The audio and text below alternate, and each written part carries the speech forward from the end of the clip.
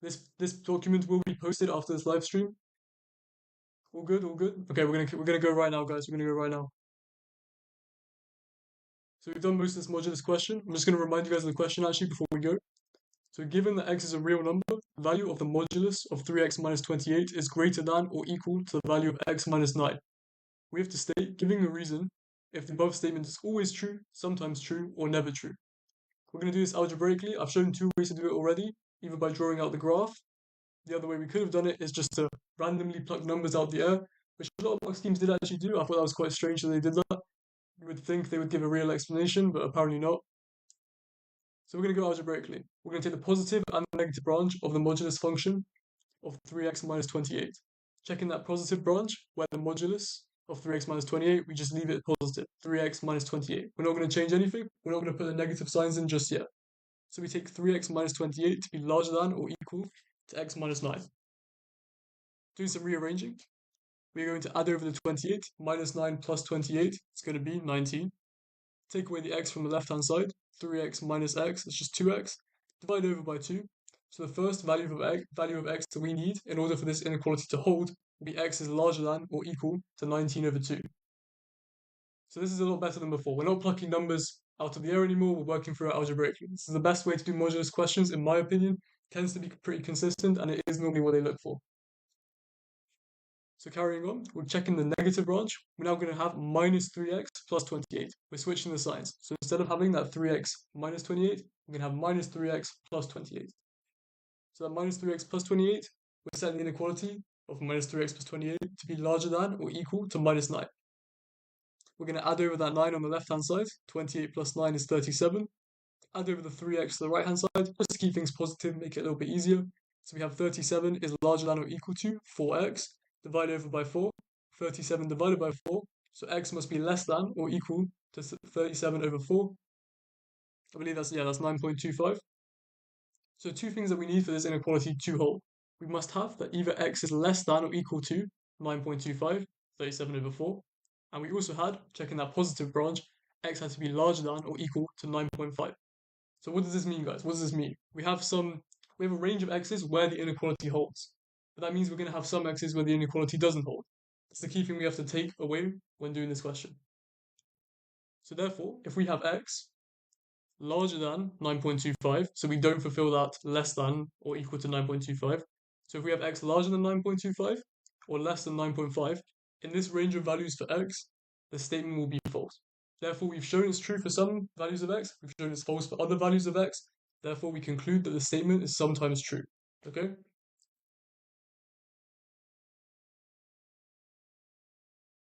This is the best way to do it, and you can see that doing it this algebraically, sorry, it does exactly reflect the graph that we drew out, because we're going to have, when we have x larger than 9.5, we can see that our modulus graph is larger than our line x minus 9, whereas if we have values less than 9.25, we can also see that our modulus function is greater than.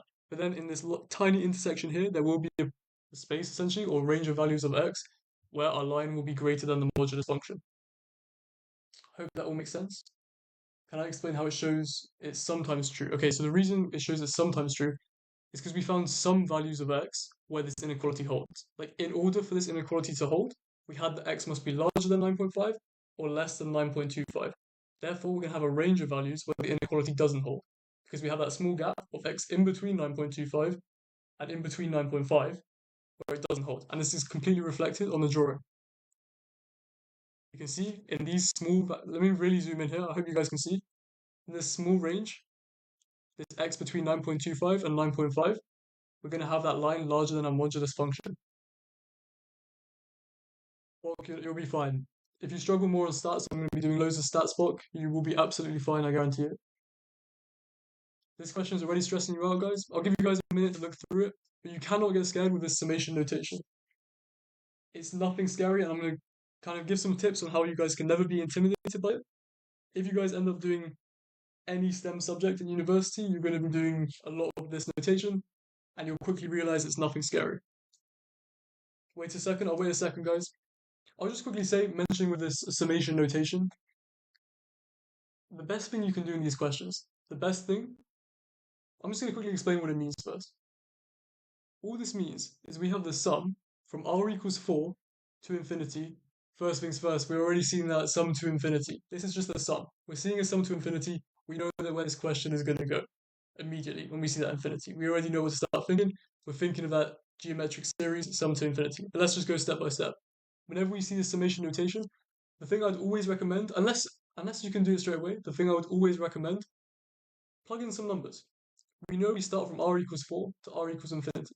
Plug in r equals 4, plug in r equals 5, plug in r equals 6. Just plug in 2 or 3 numbers. It'll make you feel more comfortable with the question and you're not looking at the scary notation. So like I said, the first thing you should do with this question, write out a few terms. I'm pretty sure, okay, yeah. Quick reminder, guys, go and know your formulas. It might be in the formula book, but I remember going into this exam, everyone who did well, this has to be instant. You have to know these. Yeah. This is Edexcel maths. But we already know we're going from a sum to infinity. So I'll pay a special attention for the sum to infinity, a over 1 minus r. So guys, what is a and r? I know you guys will know this, it should be at the top of your head, but what do a and r represent? Perfect. A is the first term, r is the common ratio. So this is even more helpful to write out the first few terms. Let's go through the answer now, guys.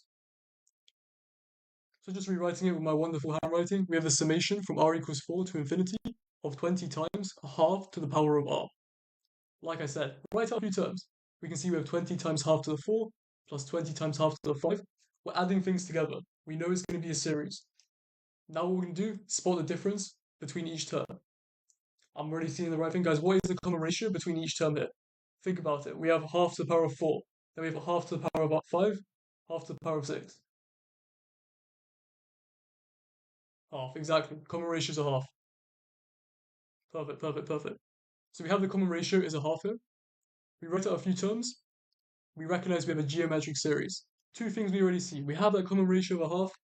We're going to be able to find the first term by just doing a half to the power of 4. That's going to be 1 over 16 times by 20, 20 over 16, 5 over 4. Okay? So we're going to have the first term, we have the common ratio, and we can also see it's a sum to infinity. So don't worry that we're not starting from r equals 1 or r equals 0, sorry. It doesn't matter. We have the first term, we're going to infinity. We can use this formula. Do not stress, okay? So we recognize we have the sum to infinity. We recall the formula that I mentioned before. We're going to have the sum to infinity to be a over 1 minus r. You guys all already said a is the first term, r is the common ratio. I'm seeing the right answer in the chat a lot. This is great stuff to see, guys. I think you guys will be absolutely fine, but let's continue.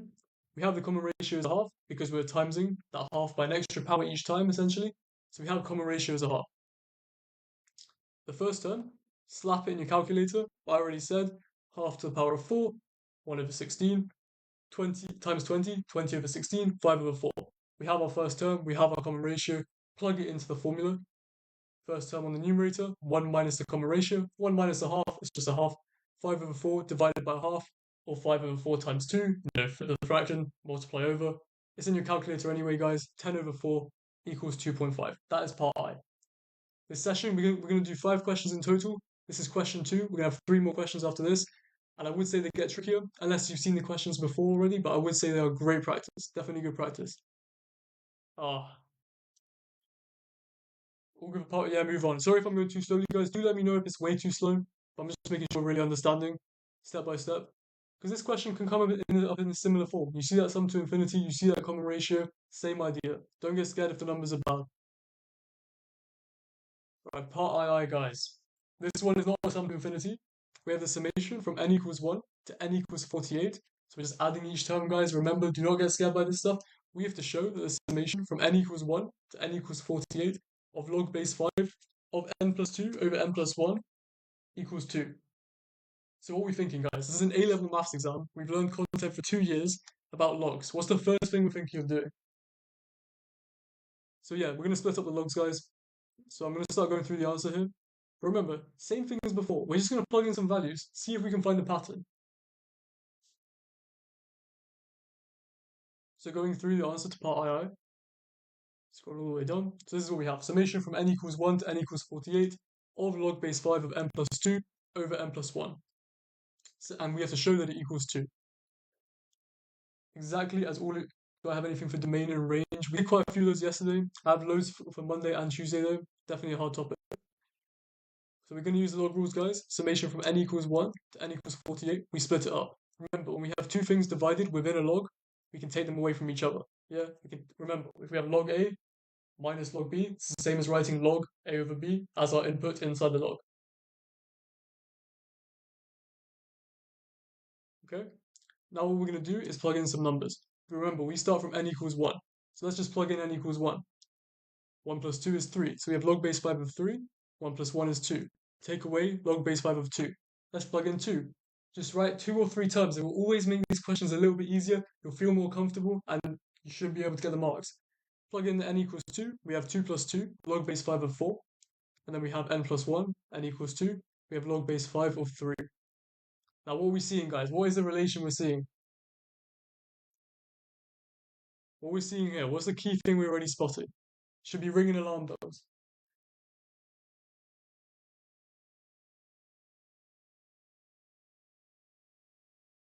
I mean, H has already got it. Guys, what are we already thinking? So here's what we can spot, guys. Here's what we can spot. That log base 5 of 3, if we look at the next term, we're taking away log base 5 of 3. So log base 5 of 3, take away log base 5 of 3, those will cancel out. Let's look on to the next term. Imagine we plug in 3. So we'd have log base 5 of 5, log base 5 of 5, and then we're going to take away log base 5 of 3 plus 1, that's 4. But we can see in that second term, we had log base 5 of 4. So we're going to have log base 5 of 4 take away log base 5 of 4. Those two will cancel out.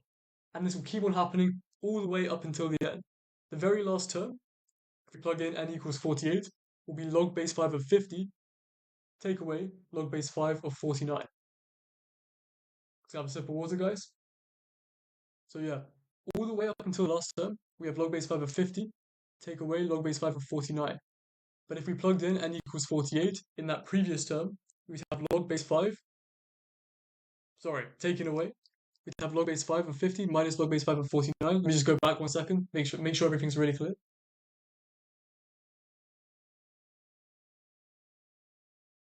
So plugging in n equals 47, the term before, we'd have log base 5 of 49, take away log base 5, plugging in 47, or 48. So we can see everything would keep on cancelling out. The only thing that wouldn't cancel out would be our log base 5 of 50, and at the very, very start, we had that log base 5 of 2. Does that make sense? Do you guys want me to go again? Oh, thank you for the roses, guys. I really appreciate it. Really appreciate it. Does that make sense, guys? The only things we're going to have left are log base 5 of 50 and log base 5 of 2, because every other term will cancel out.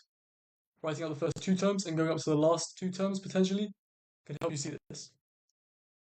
Explain again, explain again. Okay, guys, we're going to go over it again, okay? We have a summation. I'm just going to kind of speed run this. We have a summation from n equals 1 to n equals 48 of log base 5 of n plus 2 over n plus 1. We have to show that this equals 2. First things first, A-level maths, what have we learned? We know log rule. So we're going to split up our logs. We have the summation from n equals 1 to n equals 48 of log base 5 of n plus 2. Take away log base 5 of n plus 1. Okay, we've just split up the logs using our log rules. Two things divided inside the log, we can take them away from each other. Log A over B can be log A, take away log B. Okay, nothing too tricky there. Write out a few terms. Let's plug in some numbers. Remember, we're starting from n equals 1. And that summation sign, all it means is we're going to sum each term to each other. Don't get intimidated by it. Just write out a few terms. Just write out a few terms, guys. Sorry. Okay, yeah. We can see that our log base 5 of 3 will be cancelled out by our log base 5 of 3 in the second term. And this will keep on happening. Just keep on writing out terms if you still don't understand it, and you'll keep seeing we're going to have a recursive relation where something in one term will be cancelled out by the next term. So the only two things that will remain will be this minus log base 5 of 2, because we didn't have any plus log base 5 of 2. And at the very, very end, we're going to have that log base 5 of 50. So the two things we have is log base 5 of 50, take away log base 5 of 2. Now we're going to use our log rules. The reason we can use our log rules is because these logs are of the same base. If these were not of the same base, we could not be doing this. If this was log base 10 of 50 and log base 7 of 2, we couldn't be combining them. But because they are the same base, we can combine these numbers. So we have log base 5 of 50 over 2, as we said, 1 log A minus log B is log A over B. So we have log base 5 of 50 over 2. 50 over 2 is just log base 5 of 25. Log base 5 of 25, guys, exactly. It's telling us 5 to the power of what equals 25. That's what the log is telling us. 5 to the power of the answer is 25. It'd be 2. 5 squared is 25. I hope everything is clear, guys. I hope that's all clear. Exactly. Just write out the terms. Write out the terms in these questions. Don't get intimidated. We see that summation. All they want people to panic. You're in the exam, you're stressed, they want you to panic. They want you to not see this relation. If you write out a few terms, I mean, if this comes up in the exam, you should be calm. You should be very, very calm. Something is a sum to infinity. We're going to use a geometric series sum to infinity formula. The next question, we have logs. We're probably going to use log rules.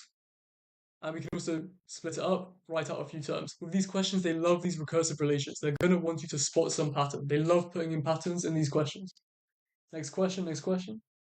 You want an econ flush down motivational speech on the night before? Potentially, potentially. Exactly. The only things that don't cancel out is that minus log base 5 of 2 and that plus log base 5 of 50 at the very end because we don't have that next term to cancel it out. And remember, the next term was cancelling out positive on the previous term. Boys and girls, we got a vector question. You know what? Before I start this question, I'm going to show you guys something. Sorry about the fast scrolling.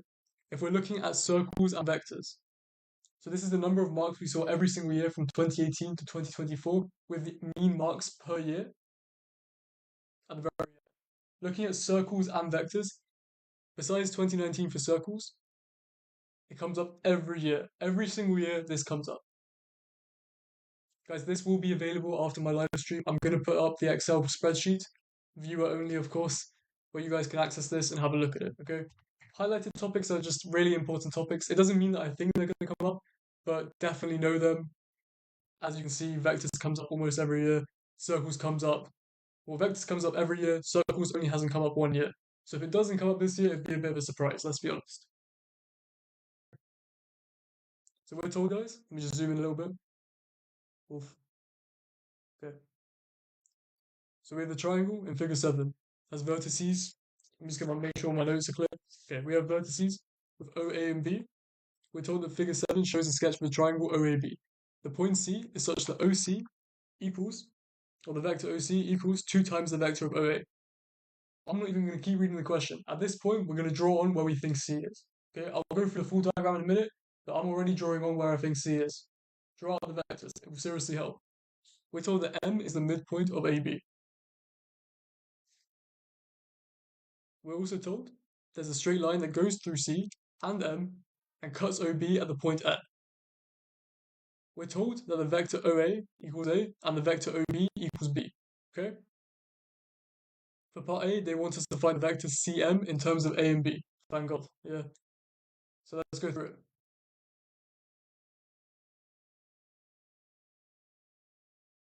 Here we just got some questions, alright? So it will end when it ends. We're gonna go through the questions and potentially some predicted topics. So we're gonna draw out the diagram, guys. Here is summarize all the information that we know. Okay? We know that the vector OA is A.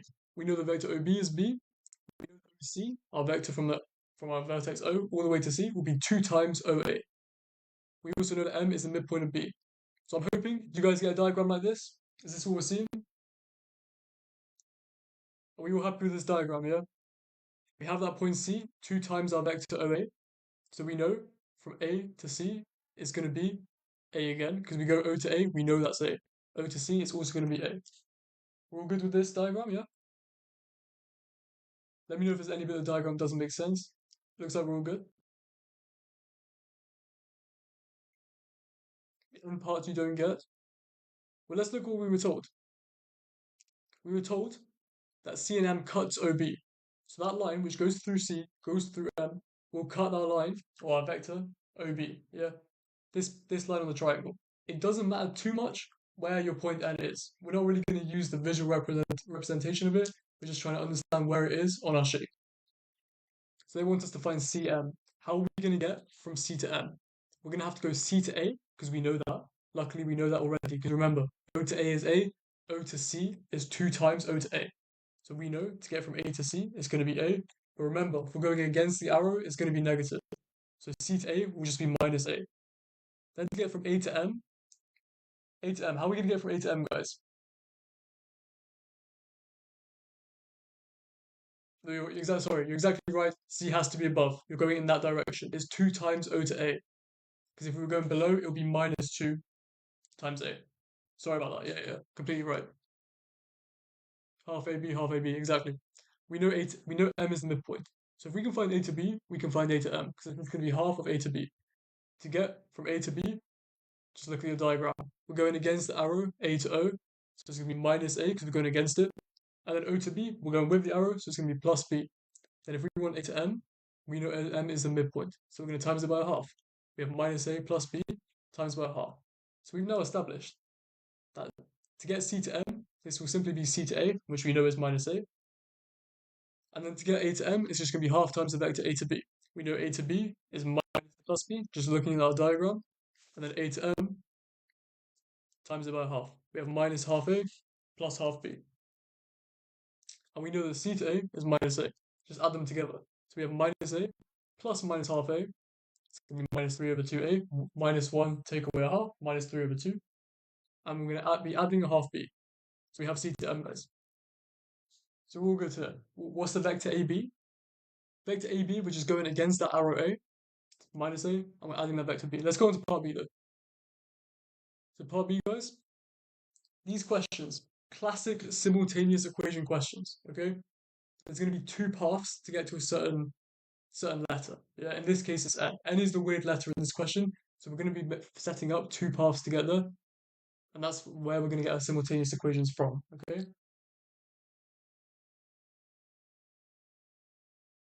Is that all good, guys? So part B is actually pretty tricky. So going through part B, we have to show that the vector O to N, so remember, we're going to go back to the diagram and make sure we're clear where everything's going.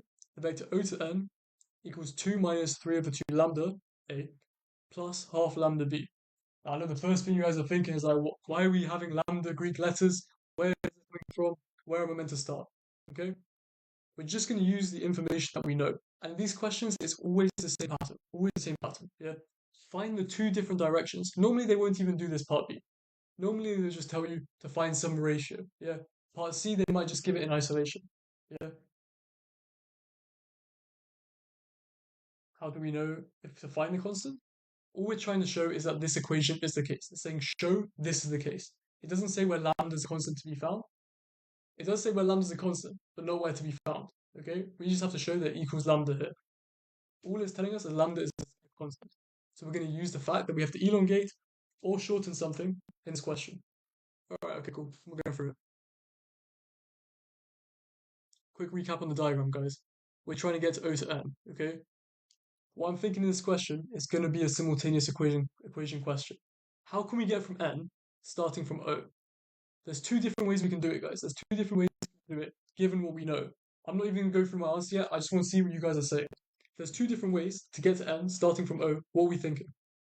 What are the 2 different ways we can get there? Given what we know. And remember the information I gave you in part A. Exactly. That's exactly what we're going to do, actually. We're going to use the second route.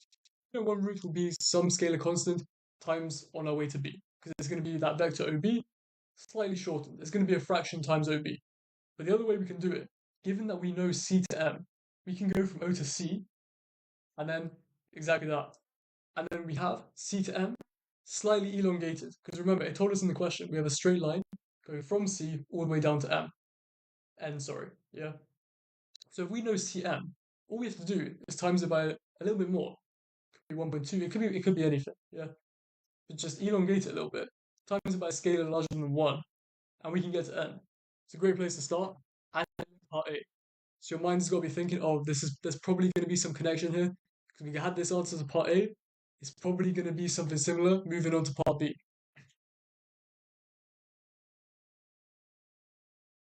Alright guys, that's exactly what we're going to do. We're going to go O to C and then C to N. Because we know that scalar constant times O to B isn't telling us anything. So let's go down. Exactly that.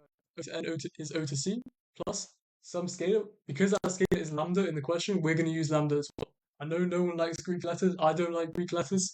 I do a maths degree, so It's not a good place to be. We are going to have to use lambda.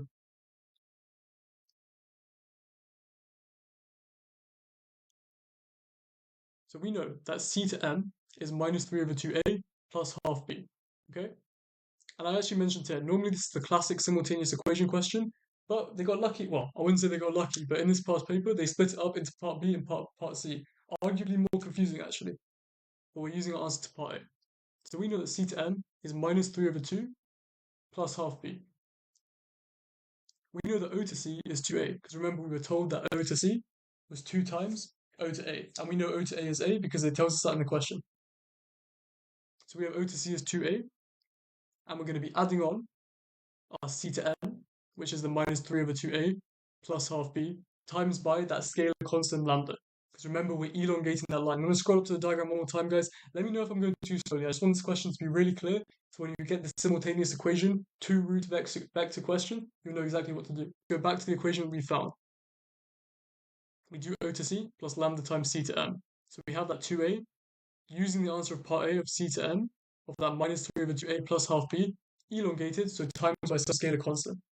So we're almost at the answer for part B, guys. If you've been able to spot that this is the route we're going to use to get to n, you're in a good place. You're just plugging in numbers and using what we already know. So doing here, if we look back to our answer of A, actually, look, first things first, let's just add the numbers. Expand that lambda, so we have minus 3 over 2 lambda A plus half lambda B. We're just going to expand that C to M by lambda as we're elongating that line. I'm going to keep on saying, guys, we're just extending that line a little bit. That's where this unknown lambda constant comes from. So then from here, we're literally just going to compare it to the answer. We have 2a minus 3 over 2 lambda a plus half lambda b. If we scroll up just to the question, we can see they want it in the form of a bunch of numbers and this unknown constant lambda a plus half lambda b. So all we have to do is we factor out that a for that 2a minus 3 over 2 lambda. So we have 2 minus 3 over 2 lambda plus half lambda b. That's b. Guys, any questions, let me know. Any questions, let me know.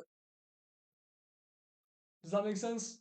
We're looking at 2 routes. We saw the route that could be relevant and uses knowledge from part A. They're always going to want you to do something from part A. They're not asking these questions completely unrelated, normally.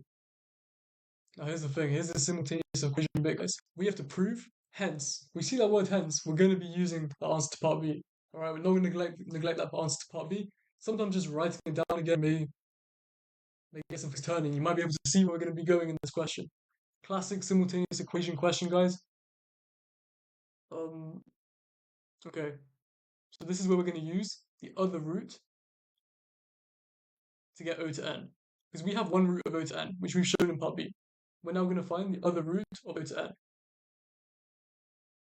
As Darius already said, scrolling down, guys, we also know that our vector O to N would be, we're going to call it mu. I know we hate Greek letters, but don't stress. There's just some unknown constant. You can call it x and y if you wanted. We're going to call it mu b. So we have our vector On to be mu times b. Scrolling back up to the diagram, why is this the case? Because that point n isn't all the way to b. It's only part of the way to b. Solve for lambda mu. That's exactly it. This will be uploaded in my bio after the stream goes. After the stream, this is going to be up. So therefore, all we have to do is we know O to n from part B. We also know that O to n will be some scalar. In this case, mu. We're going to call it mu times by b. Set the two equal to each other. Therefore, mu b will be equal to our answer of part B. This 2 minus 3 over 2 lambda a plus half lambda b. Now, guys, what are we thinking? You can kind of see it already, but you know what we can see already? I'm just going to go through it. We have to look at the a and the b components. We know that these two things are equal. These two things are equal, guys. Yeah, they're both O to n. We've established that. We know they're equal. Yeah, we know they're equal. So we're looking at the left-hand side here. We can see there is no value of a. We just have mu times, or mu b, sorry. There's no a component of our vector, okay? So therefore, this 2 minus 3 over 2 lambda a must be equal to 0. So that's what we're going to do for a. We set 0 equal to 2 minus 3 over 2 lambda. Do a bit of rearranging. Add over the 3 over 2 lambda. So we have 3 over 2 lambda equals 2. Divide the right-hand side by 3 over 2, same as timesing by 2/3. we get lambda equals 4 over 3. Yeah? Now we know that mu equals a half lambda because we're going to look at that b component now. Looking at that b component, our value of mu must be equal to half lambda. Because remember, these both show the vector O to n. So half lambda, hallelujah, you already know lambda. That value of lambda 4 over 3, plug it in, half times 4 over 3 is 4 over 6. And we do 4 over 6, that's just 2/3. So we have our value of mu to be 2/3. So guys, I'm not going to show you the final bit, not just yet. We have that mu equals 2/3. Right, birds are going mad. Mu equals 2/3. So 2019 paper 2 question 10. What does this tell us about the ratio? Try to explain it if you can.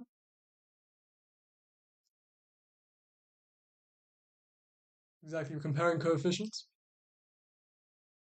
I would say this is one of the hardest vector questions you can get, but it's so repetitive. They love repeating the same questions. It's always going to be the setting up simultaneous equations, comparing those components. They love that stuff. Exactly that. Cryptic is 2 out of 3 parts. Let's look back at our diagram. If getting to n, if O to n is 2/3 of O to b, O to n will be 2 of those 3 parts. So the ratio of O to n to b is going to be 2 to 1. I hope that makes sense, guys. Organic chem, we're going to be doing this a lot for organic. I'm not sure about physical. I'm going to be uploading a lot of physical chemistry before the exam. But organic, we're going to be going through every curly arrow mechanism, all of that. So here we go, guys. We have O to n is 2/3 b.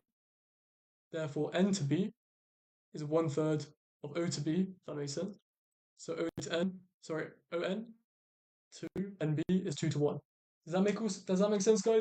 Let me know if you have any questions. If you haven't, it's not going to be fun. Move on. Yeah, calm. We're moving on. 2022, paper 1, question 16. Right, we've got a parametric equation question. I'm going to take a second, just take a break while you guys read the question. I'll leave it up for a minute. So we're told that figure 6 shows a sketch of the curve with parametric equations. X equals 8 times sine squared t, and y equals 2 sine 2t plus 3 sine t. Just make sure my notes are clear. We're told that t must be larger than or equal to 0 or less than or equal pi over 2. The first thing we need to remember, guys, we have to recall the parametric integration formula. You've got to know the parametric integration formula, incredibly important for the exam. So we have to show that this region R, the area of R, it even tells us in the question, I didn't even realize.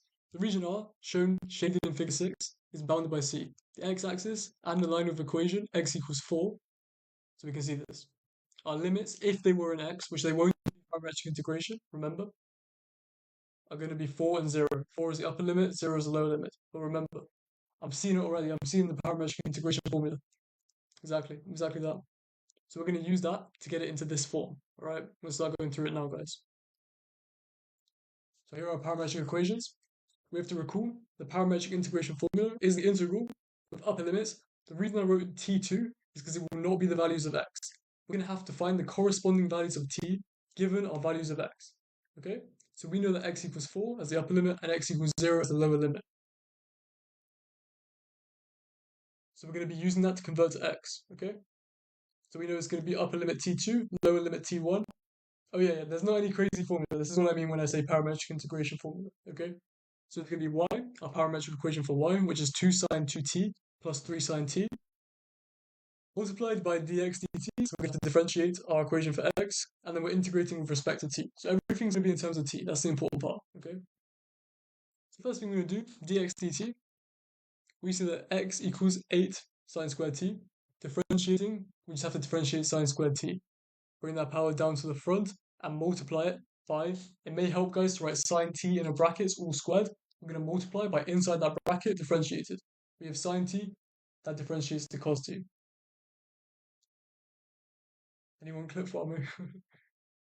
Okay. So this is our dx dt to be 16 sine t cos t. Because we times that 8 by 2, we multiply by sine t differentiated, which is cos t.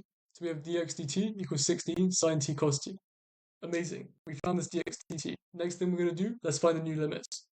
So we know the old limits was x equals 4 and x equals 0. Told us in the question. So let's go down. We have x equals 0 and x equals 4. All we're going to do is plug these in to our x parametric equation in order to find the corresponding values of t. Okay? Because remember, that's part of the question. They wanted us to find that new upper limit. So if you get this, you're already getting some marks. So we know the lower limit is going to be 0. Just going to show you guys anyway. We're going to set 0 equal 8 sine squared t divided over by 8. 0 divided by 8 is just 0. So 0 equals sine squared t. We have 0 equals sine t. We know the lower limit is going to be 0, but sine of 0 equals 0. You can always just draw out the graph. Whenever you have the cos and sine questions, you can always just draw out the graph, guys. Might just help to imagine things, yeah? I'm going to upload more on YouTube. Guys, if you subscribe on YouTube, I'm going to be thankful, very, very thankful. All live streams for free, all videos for free.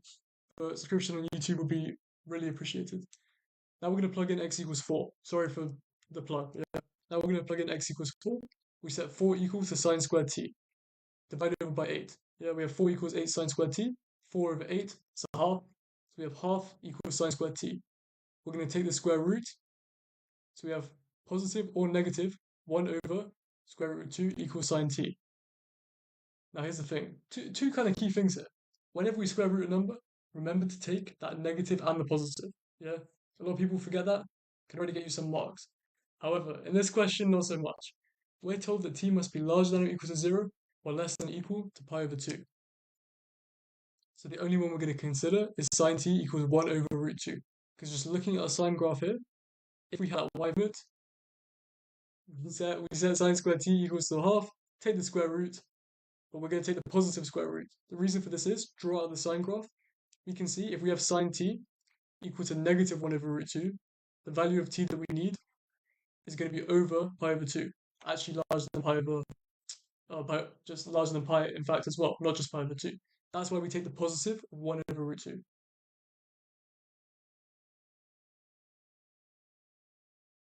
Yeah, you can just put it in your calculator, but remember it's going to be, the key thing is we're going to take the positive 1 over root 2.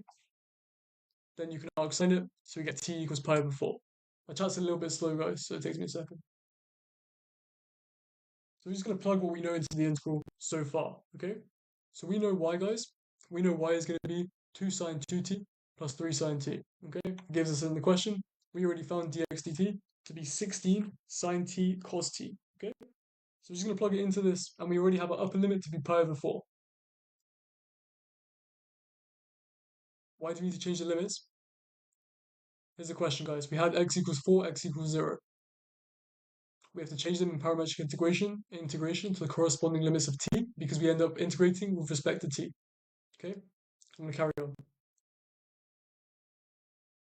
Plug in the y, plug in the x. We're going to expand on the brackets here, guys. So doing 3 sine t multiplied by 16 sine t cos t, remember that's dx dt. We have 3 times 16, 48. 48 sine squared t, because we have sine t times sine t, cos t. So we have that 48 sine squared t cos t. This is already fantastic, because we have that 48 sine squared t cos t. You're already getting some marks. Here is the hard bit. Here's the bit that no one could get in the exam. Everyone was crying in the exam. It was horrible, okay? As if I did this question. Okay, so now we have this 2 sine 2t multiplied by 16 sine t cos t. Okay, we're kind of just going to go step by step, trying to understand the best thing that we could possibly do in this scenario. Okay, so what are we thinking, guys? I'm sure a lot of you have seen this question, but what are we thinking when we see this? First thing that we can do.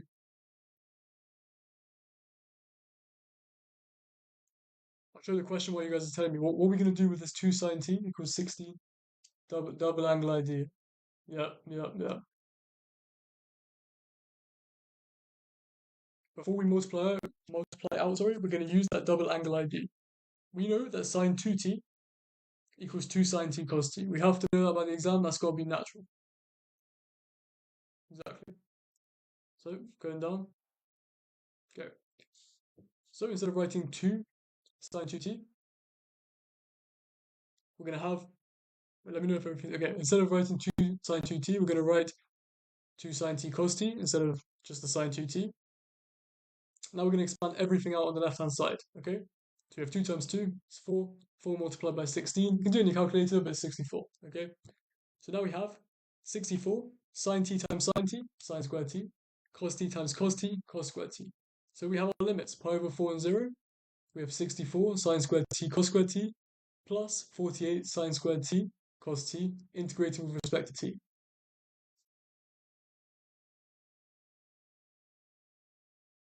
Is that all good? Is that all good or is that all good? Okay. From here, guys, this is where the show that looking what you're trying to get to is always so important in these questions, okay? Because no one would, in their sane mind, think of going to cos 4t. It makes no sense. We have an answer, it's telling us what we need to do, but they want us to go to cos 4t. So the first thing that we can do is let's just write out cos 4t. Okay, let's just write it out, see if we can compare it to our answer, and see if we can work from there. Okay?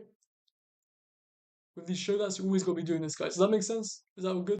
With show that's, try and look where you're going towards. Obviously, you can't use the answer for your own answer, but sometimes a bit of rough working can help you meet in the middle. Is that all good, guys? Give me a thumbs up if all good. I'm worried the stream's also lagging and stuff, so let me know if it's all good. All good, guys? Darius is on it. Thank you, Darius. Okay, awesome. Seeing thumbs up. I'm seeing thumbs up. Okay, so from here, guys, we're going to write out cos 4t because we're trying to get to cos 4t. So let's just see what it looks like. We're going to use the double angle ID for cos, okay? Because remember, we don't have cos 4t, so we're going to have to use something within it. This bit's a little bit random, but the key thing to see is we don't have cos 4t. We have sine squareds, we have cos squareds. Let's try and work from there. So we're going to use cos 4t equals 1 minus 2 sine squared 2t. This is just one form of the double angle ID for cos, yeah? And we know we had 4t, we're going to go to 2t. So we have 1, take away. Now here's the thing, guys. We have sine squared 2t. Maybe rewrite this as sine 2t all squared if it helps your brain. We know that sine t from before, we're going to use that sine double angle ID, okay? We know that sine 2t is 2 sine t cos t. We have sine squared 2t, or sine 2t squared.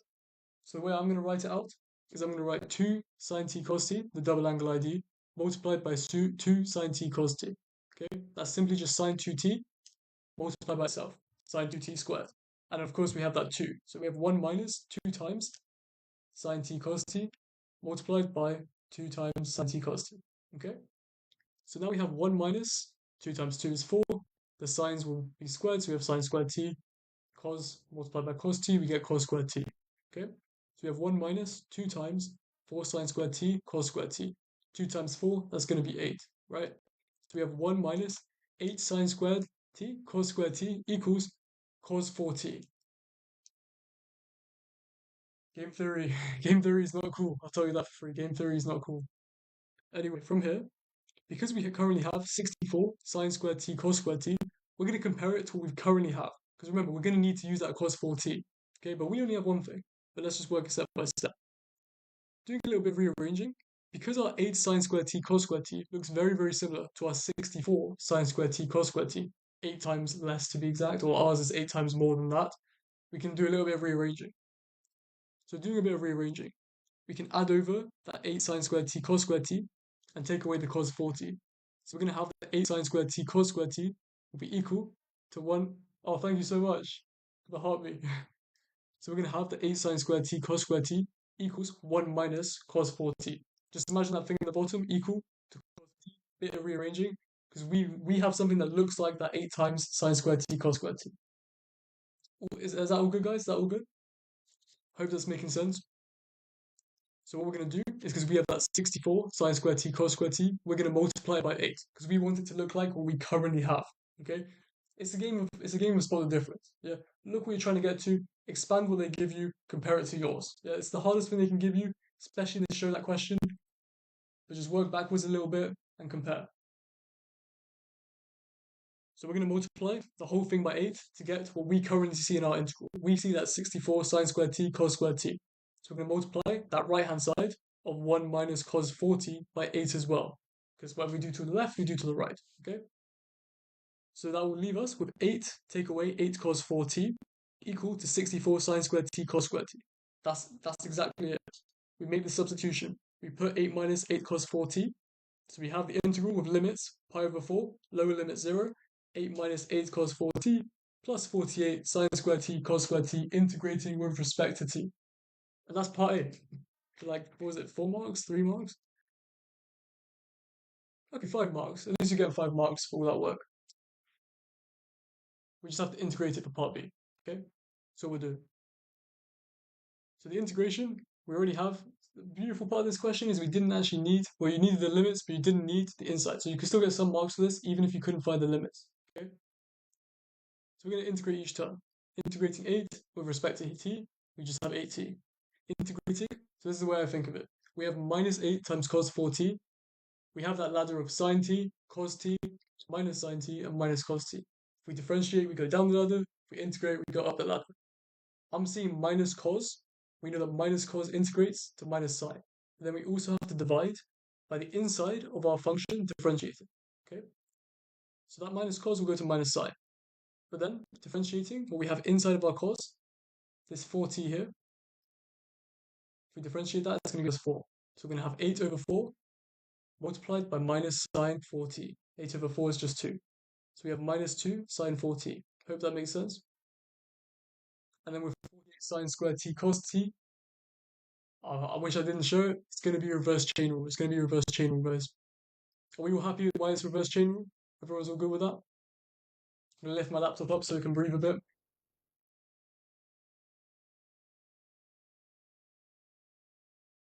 Alright, cool.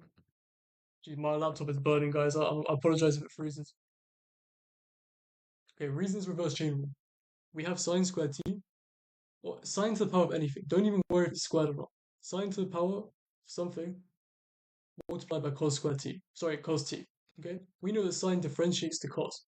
So we know if we had sine to the power of something, we have to differentiate that using chain rule.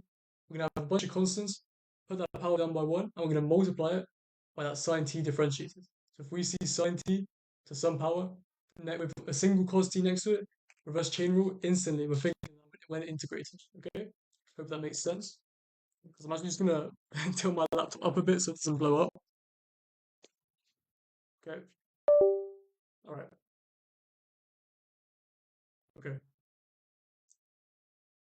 So we're going to use reverse chain rule. We're going to make an educated guess because we see we have that sine squared t. So we're going to call it sine cubed t. Calling it sine cubed t, we're going to differentiate t and then compare it to what we currently had. We had 48 sine squared t cos t. Differentiating sine cubed t, bring that power down to the front, take 1 off the power, and then multiply by sine t differentiated. Okay? So we're going to have 3 times sine squared t. We took 1 off the power, brought that 3 down to the front, multiplied by cos t, because that's sine t differentiated. Okay? Comparing 3 sine squared t cos t to what we had 48 sine squared t cos t. Got to multiply both sides by 16.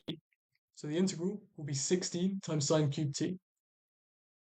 Hope that makes sense. Hope that makes sense.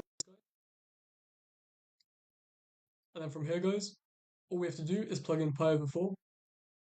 And then from that, we would take away. But before we even carry on, plug in 0. 8 times 0 is 0. 2 times sine, or 4 times 0 within our sine, is just going to be 0. We know the sine of 0 is just 0. Okay? You can always put in the calculator if you're unsure. But so we have 2 times 0 plus 16 times sine cubed t. But once again, sine of 0 is just 0. 0 cubed is 0. 16 times 0 is 0. We keep that 0 constant. So all of that's 0. Then plugging in pi over 4. 8 times pi over 4. It's going to be 2 pi. I'm going to go down here. 8 times pi over 4. 4 pi, which is 2 pi. Then plugging in pi into our, or pi over 4, sorry, into our 2 sine 4t. 4 times pi over 4, it's just sine of pi. Draw out the graph, put in your calculator, whatever you want. Sine of pi is just 0. So we have 2 times sine of 0, or so, sorry, 2 times sine of pi, which is 2 times 0, which is 0. Then we have 16 times sine cubed t. Our t is pi over 4. We know the sine of pi over 4, put in your calculator, it's 1 over root 2. We have 1 over root 2 cubed. It's going to be 1 over 2 root 2. Okay, put in your calculator, do it in your head, whatever you want. I'm going to times that by 16. Okay, so that's going to be 16 over root 2. Putting it all together, we have 2 pi plus 16 times 1 over 2 root 2. 16 times over 2 root 2. It's going to be 8 over root 2. 16 over 2 is 8. So 8 over root 2. Rationalize that denominator times the top and bottom by root 2. Root 2 times root 2 is 2. 8 times 2, 8 times root 2 is root 2. So we have 8 root 2 over 2. It's going to be 4 root 2. That's exactly our answer. Looks fun. This is the 2024 paper, Integration by Substitution. Guys, I put it in my videos all the time. Integration by substitution, you gotta be a robot. There's 3 things you have to do when you see these, okay? Literally, you just work systematically, you'll get the marks. Well, guys, what 3 things are we thinking when we see integration by substitution? What do we have to change? What are we thinking, guys? What are we thinking?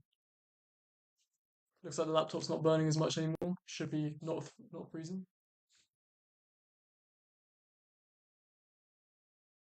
Find dx. Yeah. I'm seeing the right ideas here. I'm seeing the right ideas. Limits, exactly. Yeah. So whenever we see integration by substitution, there are 3 things we can do.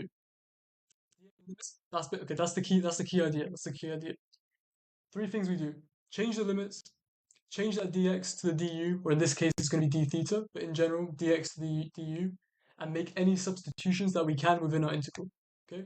Those are the 3 things we need to do with integration by substitution: change limits, change the dx to the du, and do what we can within the integral using our substitution.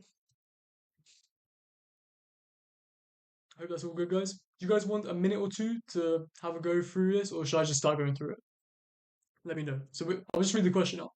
Given that a is a positive constant, we have to use a substitution that x equals a times sine squared theta to show that our integral with upper limit a, lower limit 0, multiplied by x to the half, multiplied by the square root of a minus x, equals half times a squared, with the integral upper limit 2, lower limit 0, sine squared 2 theta d theta.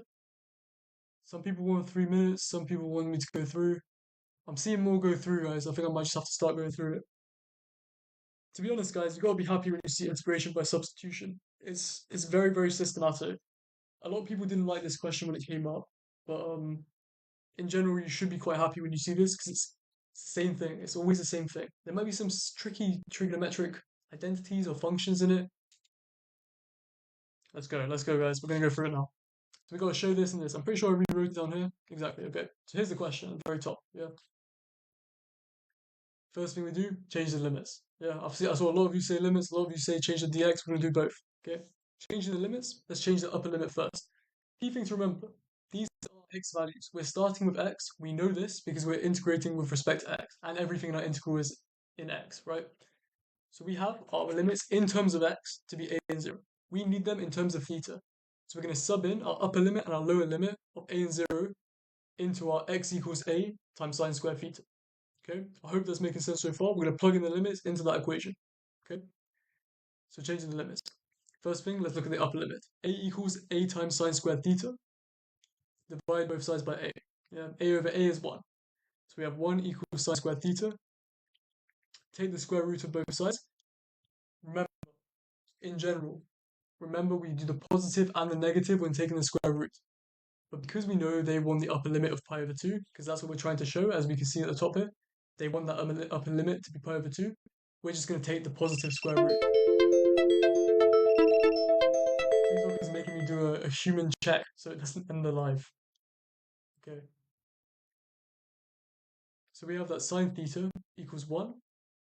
We know, you can put in the calculator as well, arc sine 1, it's going to be pi over 2. We found the upper limit, fantastic. Yeah. Lower limit, set 0 equal to a sine squared theta. Divide both sides by a. Can I post on YouTube? I will try to. Please subscribe to my YouTube, guys. It will be incredibly helpful. Set 0 equal to a sine squared theta. Divide both sides by a. 0 divided by a, just 0. So we have 0 equals to sine squared theta. Square root both sides. We have 0 equals sine theta. Okay? Take the square root of sine squared theta. It's just sine theta. Oh yeah, very key thing to remember, guys. I wanted to mention this. When we take the square root of something squared, it's going to be the modulus of whatever we have squared. Okay? Does that make sense? Does that make sense? So if you have minus 2 squared, the square root of minus 2 squared will be 2. It's always going to be the modulus of whatever we have squared. It's a very key thing to remember. Guys, give me a thumbs up if that's all good. It's always going to be the modulus. Something squared we square root it, it's going to be the modulus. Guys, give me a thumbs up if that's all good, because that's a very important thing. They could sneak that in some question somewhere, and a lot of people will miss out. Looks like we're all good with that. Okay, okay. The winky face, that's what we want. Got it. Okay, good. Okay, so we have the sine theta equals 0. We know, because remember what we're trying to show you guys. They actually tell us the lower limit is 0. Obviously, there are loads of different values that theta, but we're going to get sine theta equals 0. But because they want the lower limit to be 0, we're trying to get to a certain answer. Always be looking what we're trying to get to. Yeah, be looking. So we know it's going to be 0 in this case. Amazing. We've changed our limits. Great. Okay. Not too hard. Just plugging in the x into our x equals a sine squared theta. Let's carry on. As all of you said, I'm sorry, a lot in the chat. There's going to be a lot of A's and A stars this year. We're going to change that dx to d theta. I heard you all say it. We differentiate. We differentiate our substitution of x equals a sine squared theta. Perfect. Take dx d theta. We're differentiating this. It's going to give us a times 2 sine theta cos theta. Just going up once again. This is chain rule. Yeah. Bring that power down to the front. Take 1 off the power and multiply it by sine theta differentiated, which is cos theta. So we're going to have a times 2 sine theta cos theta. This differentiation has to stick in your mind. Differentiate sine squared theta. You gotta laugh at me. It should be that easy, that simple. Okay. So we have dx d theta equals a times 2 sine theta cos theta. Multiply over by d theta because we want it to be dx equals something, right? Because we're trying to get rid of dx. We just want dx equals something. We all good? Oh, wait, my voice is cutting out. How hot is my laptop? Guys, is my voice cutting out? Is my voice cutting out a lot? Let me know, let me know. I'm not going to carry on until... Ah, we all good? It's alright. What have you guys not heard? Have you heard the limits being changed? It's not that bad. Calm, calm. Can I carry on, guys? Can I carry on, or do you need me to go back? Let me know. Carry on, or go back. How did I get dx d theta? Yeah, we heard everything. Okay, cool. Okay. So we got dx d theta because we differentiated our substitution of x equals a sine squared theta. Differentiating sine squared theta, bring that power down to the front, it's chain rule. Bring that power down to the front, multiply it by sine theta differentiated, 2 sine theta cos theta. Dx d theta therefore will be a times 2 sine theta cos theta. Because a is a constant, we don't need to worry about it. So we have multiplying over by d theta, because we're trying to get rid of that dx, right? So we want dx equals something. So dx equals 2a sine theta cos theta d theta. Make that substitution. We're going to plug everything in, guys. We're going to plug in the new limits, and we're also going to plug any substitutions that we can make. Okay? Everyone's all happy? Okay, we're plugging in every substitution that we can make. Let's just look at what we had. We had x to the power of a half. We know x equals a sine squared theta. So we're going to have a sine squared theta to the power of a half. We have the square root of a minus x. We know what x is. Plug in what we know. Just plug in what you know where you can. In this question, you didn't even have to do any rearranging. They gave you the substitution, you put it in. Perfect, okay? So we plug in everything we know. We have our limits, pi over 2 and 0. We have a sine squared theta to the power of a half, square root of a minus a sine squared theta, then multiplying, making that substitution for the dx, we have 2a sine theta cos theta. I wrote it as a2 before, but same thing, obviously, yeah. So we have 2a sine theta cos theta, okay? Quickly expanding out that bracket on the left-hand side. Keep remember what we're trying to get to, guys. Keep remembering, okay? We want that a squared out of the integral. I'm just going to run back, yeah? We want that half a squared outside of the integral. We want that a squared. So we want to combine all the a's together at one point. If we have an a within a bracket, we're cooked. We're absolutely cooked. We're not going to know what to do, yeah? We want the a outside the bracket, okay? So a to the power of a half. Remember, anything to the power of a half is the same as square rooting it. So we have root a, square root of sine squared theta, same idea as before. It's going to be the modulus, okay? If we have something squared, square rooted, it's going to be the modulus of whatever that is. So it's going to be sine theta. We have root a times sine theta multiplied. Once again, we're trying to get all those a's together. We're trying to get rid of all the a's within different terms. We're going to factor out an a from inside that square root. It's all very logical, guys. We want the a's to be factored out of the integral. So we're going to try to get that a out of the square root, okay? Factor out the a.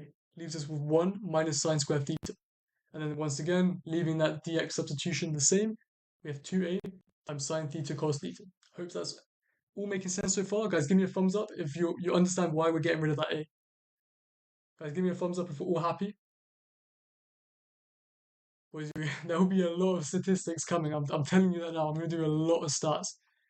Mechanics, not so much, but stats, thumbs up. Everyone's happy with what we're doing. Okay, perfect. Now from here, once again, we want to get rid of those a's. We have that a squared, okay?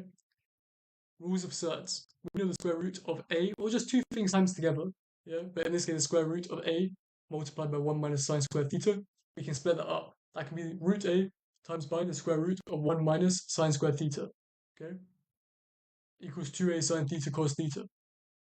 Sorry, multiplied by 2a sine theta cos theta. Same substitutions, we're just going to carry on. Exactly that. We split up that root a times 1 sine squared theta, a times 1 minus sine squared theta, to have root a and root 1 minus sine squared theta. Now I wrote it on straight away, but I'm hoping you guys were immediately seeing this, yeah? 1 minus sine squared theta. We know that sine squared theta plus cos squared theta equals 1. 1 minus sine squared theta is cos squared theta. Take the square root. It's going to be just cos theta. Incredible. Amazing, right? We should be so happy. We saw 1 minus sine squared theta within our square root. It's perfect, some would say. Anyway, we have root a times root a. It's going to be a. We also have that 2a on the right-hand side. Let's just recap where we currently are now. We have a times sine theta. We have cos theta because we have the square root of 1 minus sine squared theta, which is the square root of cos squared theta, multiplied by 2a cos theta, 2a sine theta cos theta, integrating with respect to theta. We're in a great place, guys. We know that we wanted those a's outside of the integral, okay? Does bro get paid for this? Hey, the most payment I would get is if you guys subscribe to my YouTube. Yeah, that would be the most helpful thing. So we take the a squared out of the integral, okay? We can multiply the rest. We have 2a, we have 2, we leave the 2. We have sine theta times sine theta, sine squared theta. Cos theta times cos theta, cos squared theta. So we have a squared out of the integral, fantastic. We have 2 sine squared theta, cos squared theta, d theta. Okay, guys? At this point, we should be very happy. Yeah, we're looking good right now. Guys, remember, in the exam, you guys will be able to do this a lot faster. I'm just trying to go through every step really slowly. Let me know if I'm going too slowly or if the speed is all good. So from here, let's remember what we're trying to get to. Within the integral, we had sine squared 2 theta. Too slow, too slow? Speed up. Okay, sorry. We had sine squared 2 theta within the integral. My YouTube is in my bio. Sine squared 2 theta within the integral. We don't have 2 theta, we only have thetas. We have 2 times sine squared theta cos squared theta, yeah? And we know, let's just rewrite what we know to be sine 2 theta. We know sine 2 theta equals 2 sine theta cos theta, okay? We want sine squared, we're trying to get to sine squared, so let's write it out. Square both sides. We have that sine squared 2 theta, what we're trying to get to, always look what we're trying to get to, is equal, squaring both sides, 2 squared is 4, and sine theta and cos theta squared will be sine squared theta cos squared theta, okay? So we have that sine squared 2 theta equals 4 sine squared theta cos squared theta. From here, we currently have in our integral 2 sine squared theta cos squared theta. Okay? Now if we compare this to sine squared 2 theta, it's going to be half of that. So we're going to have to multiply both sides of this. I hope you guys can see my cursor. Or both sides of the sine squared 2 theta equals 4 sine squared cos squared theta times by half. Okay? So we then have 2 sine squared cos squared theta, which is what we had. Make the substitution, we have half times sine squared 2 theta. Take the half out of the integral, we have half a squared out of the integral, and then with the integral of limits pi over 2 and 0 of sine squared 2 theta d theta. Does that make sense, guys? Let me know if that makes sense. YouTube is in my bio. Please subscribe. I'll be so thankful if you guys subscribe. I'm not making anyone pay for any of this. I hope the videos are helpful. I hope the live streams are helpful. It's all free. This document's gonna be uploaded. Yeah, it makes sense. Guys, we all happy with this? To be honest, would I write this all in an exam? Probably not. I'm trying to give model answers and explain all the steps. There's a lot of this you guys can either do really rough or just kind of skip through. You want the question again? I got you. We're about to go to part B. Whereas mechanics, I'm not doing mechanics, alright? I'm not doing any mechanics. I'll tell you that now. It's going to be stats. I'm focusing on stats. If you want mechanics, I'm sorry, I'm not your guy. It's going to be stats. We're going to do part B, guys. So using what we found in part A, we have to show using algebraic integration that essentially everything we found in part A. Oh, sorry, the integral with limits A as the upper limit, 0 is the lower limit, x to the half times by root a minus x equals k pi a squared. Okay,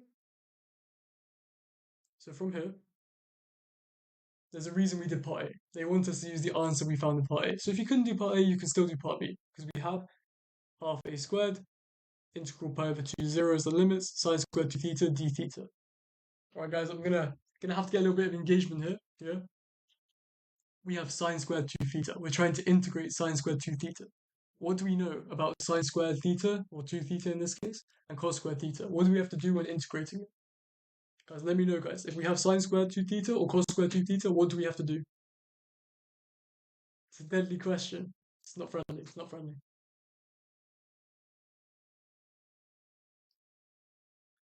Double angle. What double angle? Can't just say double angle.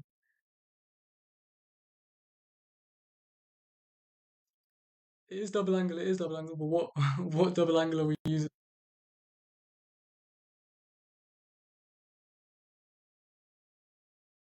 Seeing good here. I'm seeing good. Perfect. Perfect. Exactly that. I'm seeing a lot of the right answers here. We're going to be using the cos double angle in general if we're integrating sine squared theta or cos squared theta. But we are also going to have to use, I believe, the sine double angle. But we're definitely, whenever we see the integral of sine squared theta or cos squared theta, we are going to have to use that double angle ID. Okay? So let's go down, guys. I think it's just the cos double angle in this case. Okay, let's go down to the answer. So this is what we're integrating. We're going to use the answer to part A. If you couldn't do part A, we're all good because you can carry on for part B. We know that we can't integrate sine squared. We use the cos double angle. So we have that cos 4 theta equals 1 minus 2 sine squared 2 theta. Same as the normal double angle, but instead of 2 theta, we have 4 theta. Instead of theta, we have 2 theta. We're just doubling our angles, okay? Do a bit of rearranging. We only have sine squared 2 theta. Do rearranging. Take away, sorry, add over the 2 sine squared 2 theta. Take away the cos 4 theta. Divide it over by 2. So we have that sine squared 2 theta equals a half minus a half cos 4 theta. From here, we can integrate. From here, we can integrate, guys, okay? So that half a squared remains the same. Integrating a half with respect to theta is just going to be half theta. Integrating, the way I think of it, we have that minus cos 4 theta. We know minus cos integrates to minus sine. So we're going to have minus sine 4 theta. Then we have to divide by whatever's in our trigonometric function differentiated. So we're going to be dividing by 4 here, right? Because 4 theta differentiate with respect to theta. It's just good. Okay, perfect. Differentiating with respect was worried we were freezing again, guys. Okay, yeah, differentiating with respect to theta is just going to be 4. So we do a half divided by 4, it's 1/8. So we have take away 1/8, and that minus cos goes to minus sine. So it's like minus 1/8 sine 4 theta. Plug in pi over 2, plug in 0. Okay, we're going to leave the half a squared to the very end. Yeah. So plugging in pi over 2, we have a half times pi over 2. It's going to be pi over 4. Then plugging in pi over 2 into sine 4 theta. Pi over 2 times by 4 is just 2 pi. We know the sine of 2 pi. Put it in your calculator, draw the sine graph, whatever's faster or easier for you. We know that equals 0. So we don't have to worry about that. We have pi over 4, take away 0. Okay? Plugging in 0, half times 0 is just 0. Minus an eighth times by sine of 0 is just 0. Okay? So everything when plugging in 0 will just be 0.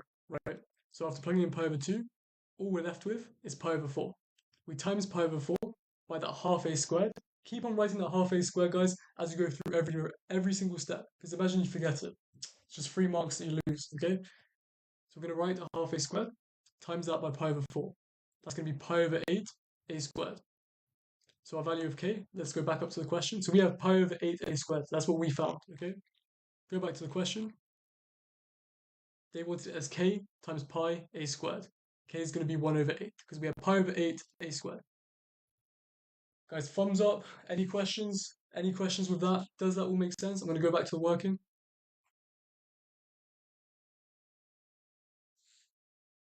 Are we happy with that, guys? Are we happy? Are we happy?